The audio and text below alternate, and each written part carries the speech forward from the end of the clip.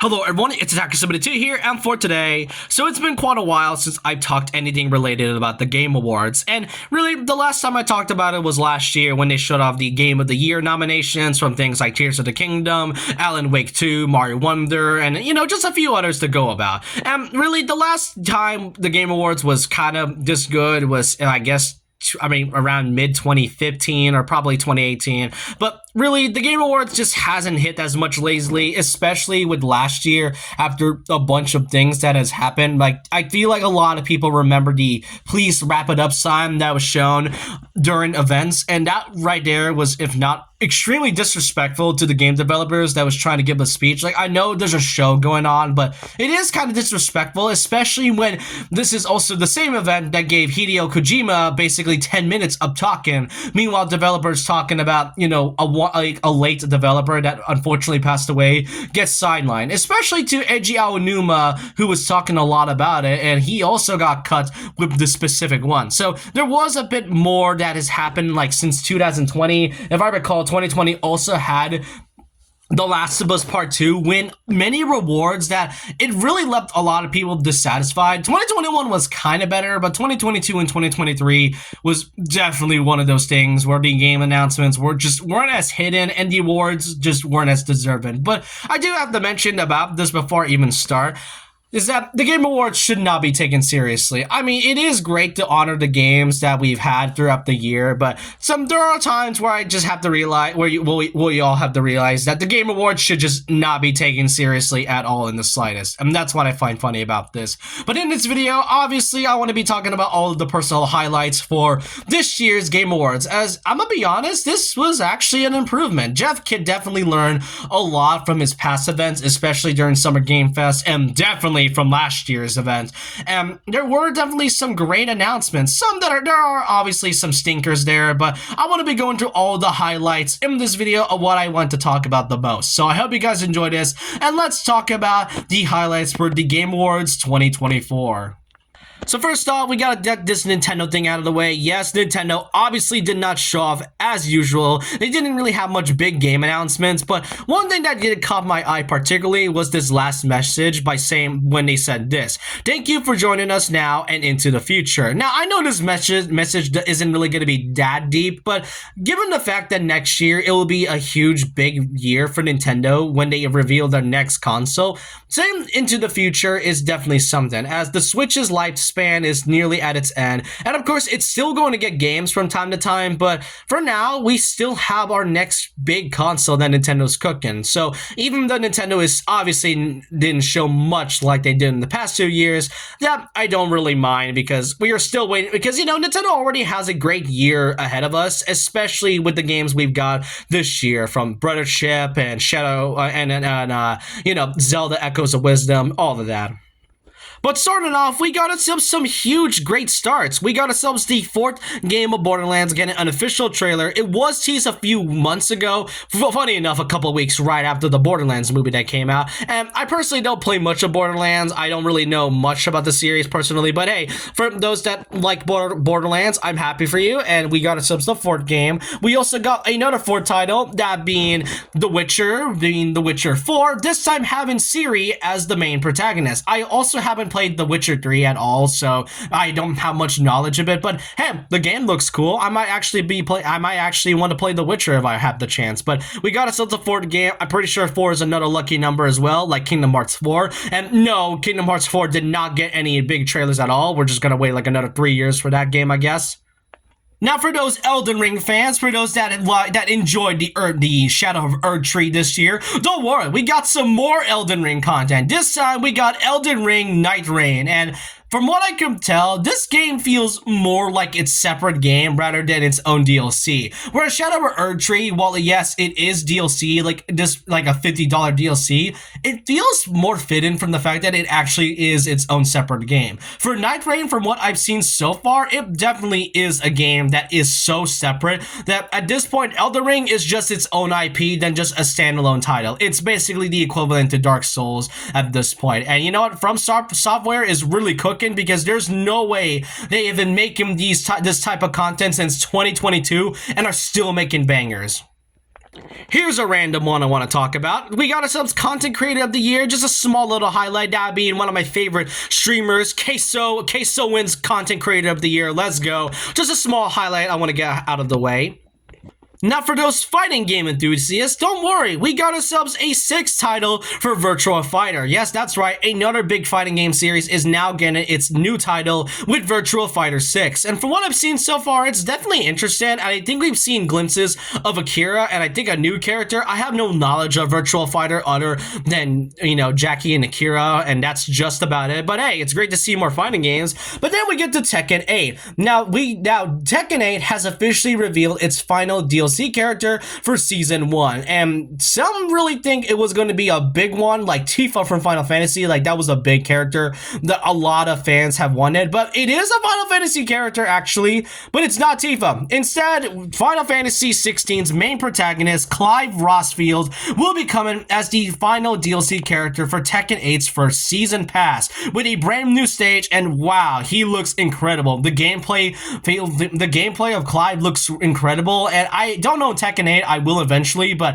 Tekken 8 now having Clive, it really makes sense if you think about it. I mean, heck, if Noctis could join Tekken 7 for like years ago, I wasn't surprised that Clive was gonna be in there, but man, a lot of people were really expecting Tifa. Heck, Tifa or Clive, I would not mind in the slightest. So seeing Final Fantasy 16 coming in as our first guest character of Tekken 8 is an enjoyable inclusion.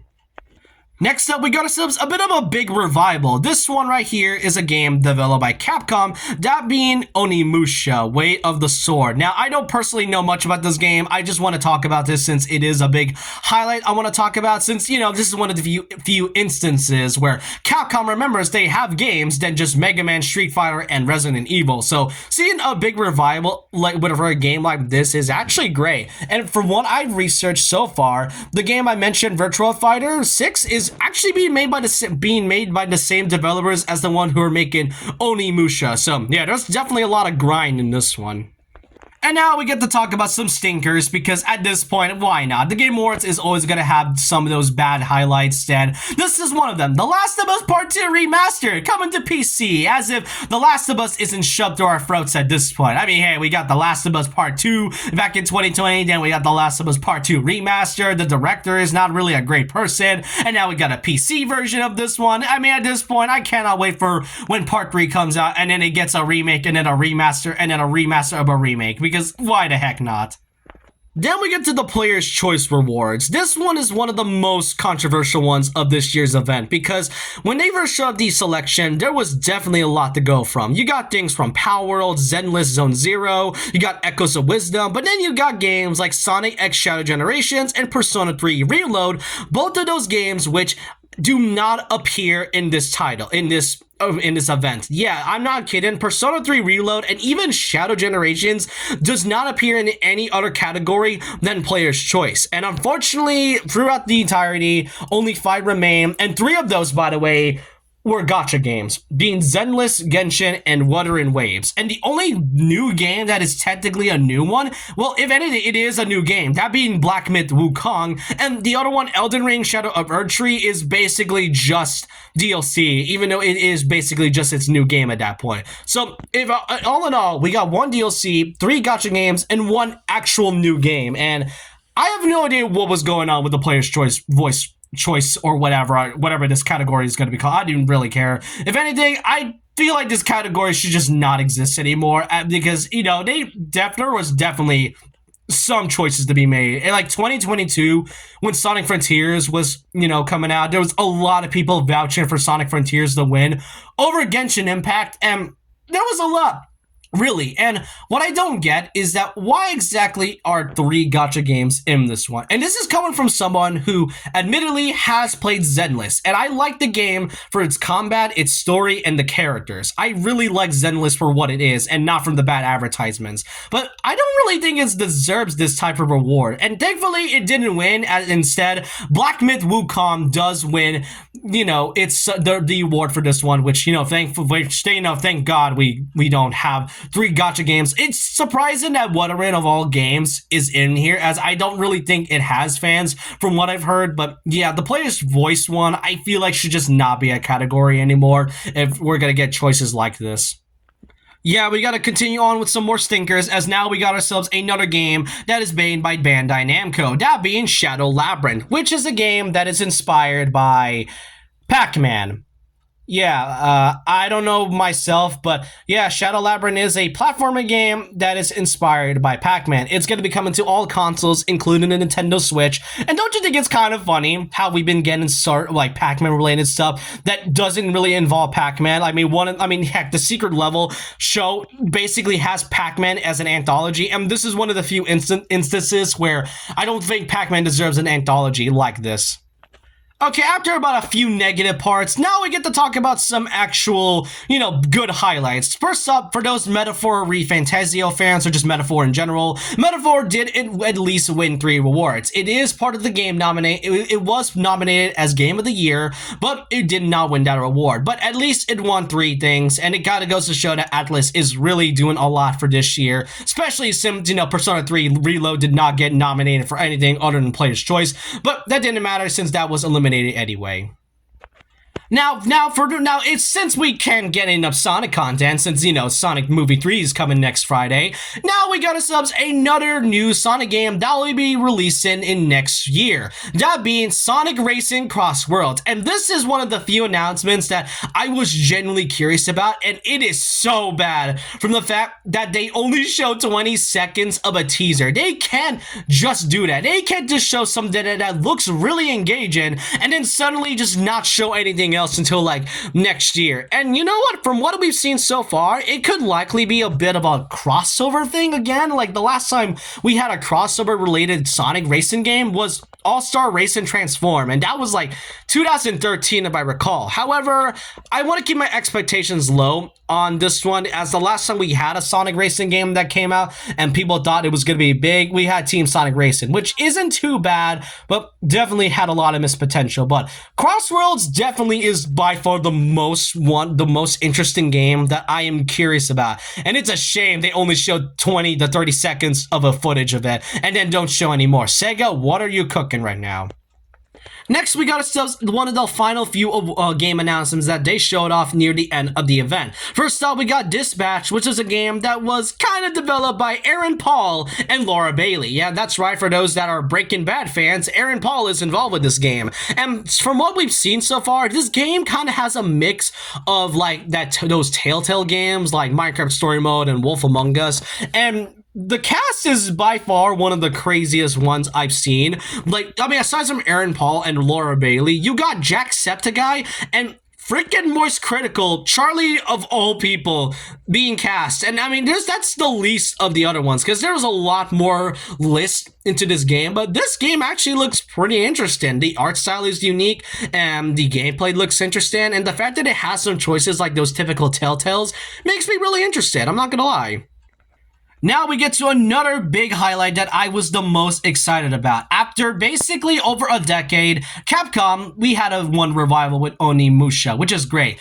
But then we got another big revival. Okami is officially getting a sequel. Yeah, that's right. Okami is now getting a sequel. And the last time we had a game that first release was back in the Wii. And that was, I think, 2006? That was definitely a long time for that to come, and the developers behind it hasn't really been the same, but as of recently, the Okami is now officially getting the sequel, now bringing back the old team that made this game and the same director that also made the first, being Hideki Kamiya, who left Platinum Games a while ago, and he has started the same studio again and that made these games. I just played Okami like last year on the Nintendo Switch, and Okami getting an official sequel after so long feels so gratifying to see. And you know what? I think Okami deserves this. It really goes to show that Capcom cares more about their franchises and reviving them than just having the same ones like Street Fighter and Resident Evil. Still, so far, Mega Man has gotten nothing, but hey, Okami sequel, Okami really needed this.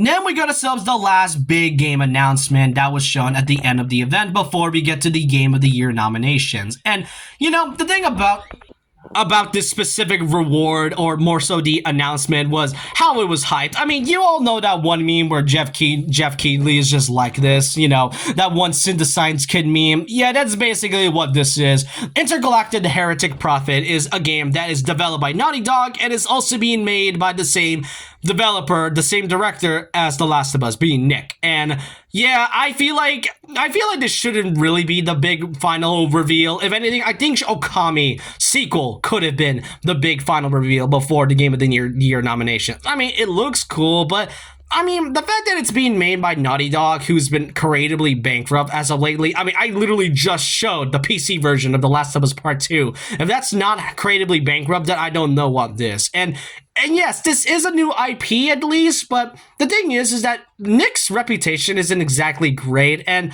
I don't really think it was necessary for Jeff to hype this up. This is kind of an underwhelming last big announcement for the Game Awards, but now we get to the Game of the Year nomination. Now, the Game of the Year nominations were great. Were really interesting. We got Final Fantasy VII Rebirth. There was Metaphor once again, Black Myth, which, okay, makes sense. You got an indie title being Balatro, Astrobot, which has been getting a lot of good reputation lately. And then there was the biggest one that had a lot of people upset when this was announced, that being Erdtree. And yes, that's right, Erdtree is hitting in here again. And the thing that many people have argued the most is the fact that it was DLC. And before they even announced Game of the Year nominations, there was a tweet by the Game Awards, or Jeff Keighley, if I recall, where they said they were going to include DLC. And the moment he said that, many knew that Elden Ring DLC was going to be included in it. And at that point, I feel like it's a little unfair to add that. Like, I mean, I haven't played Elden Ring myself, and I did say, you know, there was a lot, you know, and I did say, you know, that it has a lot of content going on from like this year and then basically 2025 with Night Rain, but having DLC being nominated isn't really making sense. Why can't DLC be its own personal category, if anything? That would have honestly made sense than just having it be its own, you know, its own slot. Especially, I get it, as I said before, it is basically its own game. But Erdtree is one of those instances where, yeah, I don't really think it should really be on here. But it didn't matter anyway, as the big winner for the Game of the Year was none other than Astrobot. Astrobot is a game that actually really deserves this type of reward. One of the biggest issues that a lot of viewers had experience with the Game Awards was how very undeserving some certain rewards were given. Like, earlier in the video, I mentioned The Last of Us Part 2 getting 2020 Game of the Year for basically no reason, despite the fact that it got like 6 rewards at all. Meanwhile, Spider-Man got like nothing, despite having like 7 rewards in like last year. But Astrobot is one of the few games where it really feels like it deserves to be Game of the Year.